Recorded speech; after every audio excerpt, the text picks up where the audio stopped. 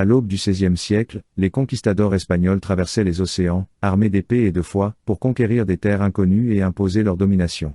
Aujourd'hui, une nouvelle génération de conquistadors, bien plus subtile mais tout aussi ambitieuse, façonne le monde à travers un outil bien plus puissant que l'acier, le numérique.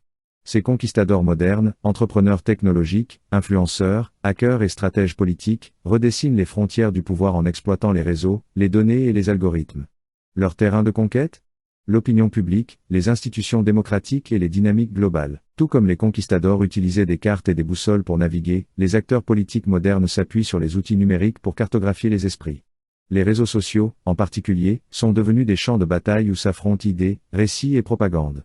Prenons l'exemple des campagnes électorales. En 2016, l'affaire Cambridge Analytica a révélé comment des données collectées sur Facebook ont été utilisées pour cibler des électeurs avec des messages personnalisés, influençant potentiellement des scrutins majeurs comme le Brexit ou les élections dans certains pays. Cette exploitation des données, loin d'être un cas isolé, est devenue une pratique courante.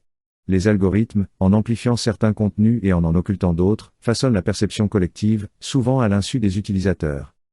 Mais le pouvoir du numérique ne se limite pas aux campagnes électorales. Les gouvernements eux-mêmes utilisent ces outils pour consolider leur autorité.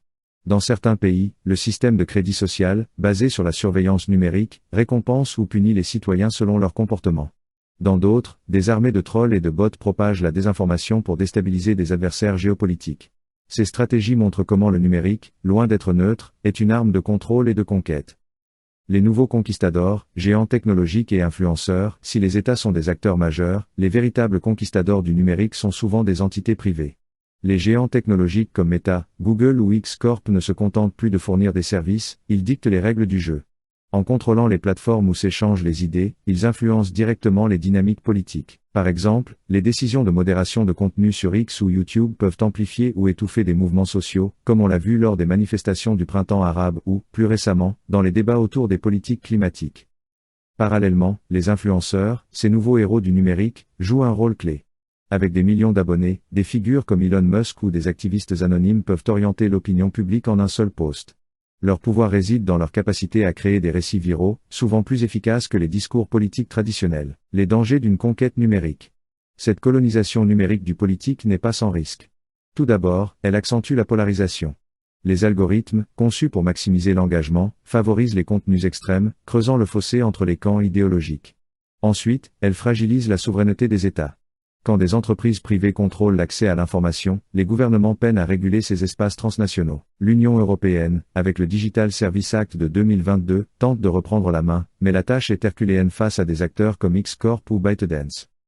Enfin, la dépendance au numérique expose les démocraties à des menaces comme la désinformation et les cyberattaques.